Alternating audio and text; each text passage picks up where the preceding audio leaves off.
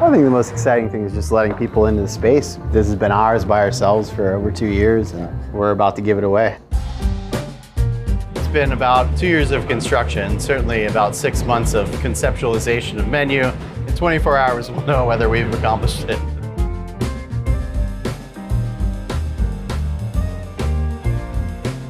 I'm Ari Kolender. I'm the chef and partner here at Queen Street. We're about to open in 24 hours, so I'd love to show you what we've been working on.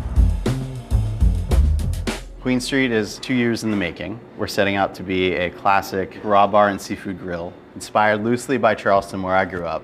In front of you is the Horseshoe Raw Bar. It's all the raw oysters, crab claws, all that kind of stuff. And then the rest of the food comes off of an awesome wood fire grill in the back. It might look calm right now, but we have an immense amount of work today. So first thing we have to do is check out the prep list. Everyone's about to arrive, and we got to be ready for them. We've got Max and Jen, my sous chefs. We've been working in this kitchen for a month together, trying to nail down all the recipes. Joe's our managing partner and running the front of house. And then we also have a bunch of new cooks that are joining us for the first time, so we're also training them as we're bulking up for tomorrow. So first thing we're doing, we have to check the prep list, figure out if there's any issues, and we can kind of troubleshoot from there. I'd say this is about exactly what I thought we were gonna have to do today, which is basically everything. We've got everything from making she crab soup on here to hard boiling eggs. We have to make a big batch of hush puppy batter. So I'm gonna take a look at this, get a game plan for my day, and then huddle up with the sous chefs and start delegating out to them. I heard the produce delivery just came in. We're gonna go check on that so we can keep moving. Just making sure that everything came in properly, it's the right price, it's the right product, and that the quality's there. These onions, we need to get them up here, okay? That's where all the meat's gonna go. Right now, we're just making space. We start on the bottom with seafood, meats, work our way up as the veggies go, and then lettuces and herbs get put on top. We also have this mobile speed rack that's a very handy tool. So when we get our thousands of oysters in, we can just move it throughout the restaurant since they're so heavy, you know? It makes it very easy for us. These specific oysters actually come from Charleston. We have ordered 10,000 oysters for our opening week. So we're hoping that's gonna take us through. So these are some of the best sea urchin in the world coming from Santa Barbara. We'll crack them open and throw them on oysters and on hush puppies and all kinds of fun stuff. So it travels this way. It uses all of these little tines to move along the rocks. Smells like a walk-in now. We just got our Creamco meat delivery. 80 pounds of lamb ribs and 100 pounds of pork chops. This lamb's from Anderson Ranches out of Oregon. The beginning of this process is quite simple. I mean, the work's been done for us. These are very clean ribs. We're just taking them out, we'll give them a little rinse, and then submerge them in our brine for a few hours. We braise it with red wine and tomatoes, some dried cumin, dried thyme. After it comes out of the oven, we grill them and slather them with an anchovy salsa verde. In the very beginning, I like to take on all the bigger projects, make sure we're doing it the best way, and that way we can teach everyone how to do it. Charleston cuisine is heavily influenced by the Gullah Geechee cultures. So, you know, you have like barbecue culture and things like that, but it's a lot of peas and corn and tomatoes and just nice summer crops. A lot of dried beans for the winter time. It's really fun to be able to bring a lot of what I grew up with to Los Angeles. There's dishes that you can't really even find back home anymore that we're gonna be showcasing on the menu tomorrow. So we have our lamb here. We've made some brine. It's water, salt, a little sugar, a lot of hot sauce. So we just want to make sure that everything is submerged underneath the brine, and it's 1040, so this will come out at 240 today. This is our bone-in pork chops from Klingman Farms. That dish gets a nice charred cabbage that we then braise in fish sauce and Dijon mustard and some roasted Fresno chilies as well. We're gonna teach Max here how to cut these single rib chops. How many ribs do we have? 1, 2, 3, 4, 5, 6. So this side has meat on this side of the rib, right? This side, a little less. We're gonna cut on this side of the rib bone, and we're just gonna try and stay as straight as possible.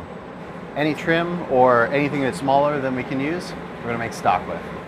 We're weighing these out to about 14 ounces. Just so happens that is usually, if you cut it right, the perfect size with one rib. A little over, a little under, it's gonna happen. But we need to make sure that we're not straying too far. So as head chef, one of the things that I do is making sure that everyone knows how to do everything. Today we're teaching Katya how to make she crab soup. She crab soup is kind of like the clam chowder of the South. We're doing a little fresher take on it. It's a much more robust flavor. So we start by adding the butter to the pot. And then we're gonna turn this on medium high. Let's go ahead and add our veggies. We got onions, celery, leeks, and fennel. And then so here we have salt, pepper, cayenne, paprika, and then also some mace. Once they become translucent in about 3 minutes, we'll start the next step. It takes a little more time to teach new recipes at a brand new restaurant. There's one thing about creating a recipe, but we're also working together for the first time. So we have to talk and understand each other and teach and learn. So it's 11:45. We have the whole staff in house now, so it's getting a little hectic in the dining room. We're gonna go in the back and check in with Jen, make some pie dough, make sure we're locked in on that recipe for tomorrow. Jen's been working on this for the last 3 weeks, so we're almost there. These are just final tweaks. Figure out what the best thickness is gonna be so that we can get a nice even crust, perfectly toasted on the bottom. You know, the challenges are working with this new oven and just understanding how that bakes, but also we're working with Grandma's Derby pie recipe, this pecan chocolate pie. Other than good crust, good chocolate, we use Valrhona chocolate here.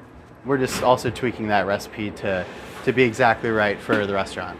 Want to give that a shot? This roller that we're working with right now is new, but it controls the thickness and makes it even. There's these adjustment pieces on the side that can come off. You can change your thickness. We're at a 1/4 inch right now, so where do you think we are as comparison to what we've been doing? I think it's a lot more even. It's definitely a lot easier to roll out, that's for sure. Yeah. I guess I'm here right now. This is it. Yeah, and it looks like about a perfect size for this already. Yeah. We're just making sure that it's pressed well into the pan. Next, Jen's gonna poke all these holes in here. After we poke those holes, we're actually gonna weigh the shell down with beans. That way it doesn't puff up. And really just make sure that it's pushed out. I feel like we nailed it. So it's 12:35. We finally got our seafood delivery from C. Stephanie Fish.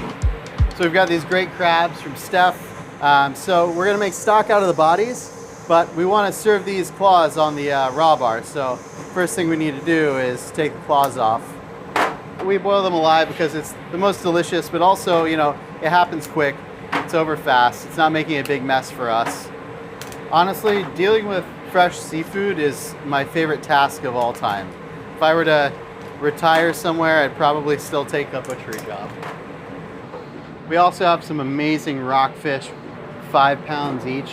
Whenever we're getting fish in, we're just trying to make sure that we have nice clear eyes like this, that the gills are fresh and bright and red. All signs of a healthy fish. Not bad. Everyone's on break. I got the whole kitchen to myself.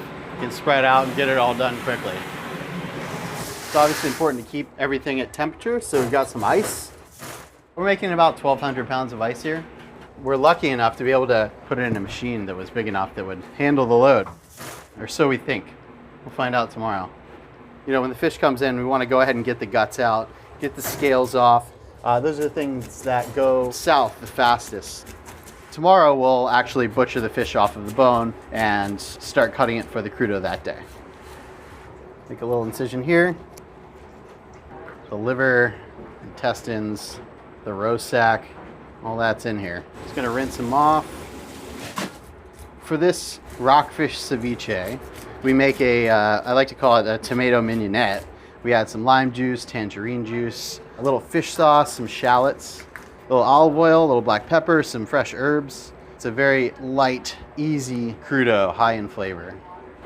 So you'll notice some of these have like perfect pristine eyes and some of them look like a villain in some show. So that happens because these rockfish live on the bottom of the ocean, and as they're caught, they get reeled up really quickly. The change in pressure in the water, they basically just get the bends.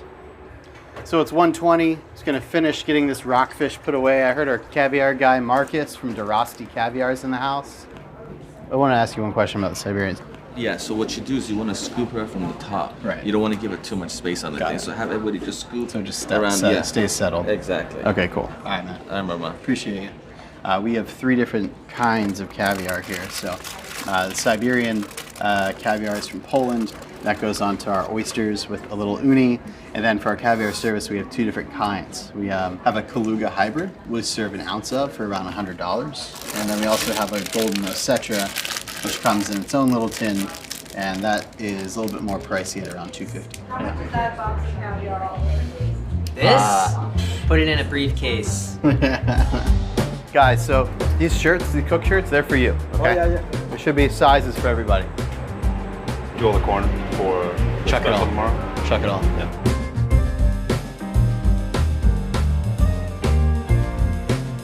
Lots of reservations. I just made one for your wife. She Perfect. told me that it's the first opening day she's ever been to. She's the only one I to said, what could go wrong? actually get in. We're booked solid, except for the bar, which Yeah. is walk-in only. We got about 12 people every 15 minutes. I figure we litter in some walk-ins as we go. Okay. Nice and slow, nice and easy. I'm gonna bring the iPad back to sleep with so I can make any changes. Perfect. Yeah. Have we identified who could potentially be the expediter for tomorrow? Demetria, Yeah. bunch of smart kids. So what time do we need family meal up? 3 o'clock would be great. Okay. I don't know, something's gonna happen tomorrow and we're gonna be like, oh no, we don't have enough forks. And the next day it's gonna be like, ah, shoot. Still not enough forks. Yeah, oh, we need more forks again. So we'll be here for the next 3 or 4 hours. We'll just tighten up everything, get a great night's sleep, and be ready for tomorrow. We have obviously plenty to do, so you guys now need to go. You just want to get a shot at the carnage. We're doing okay. We can just 86 the whole thing.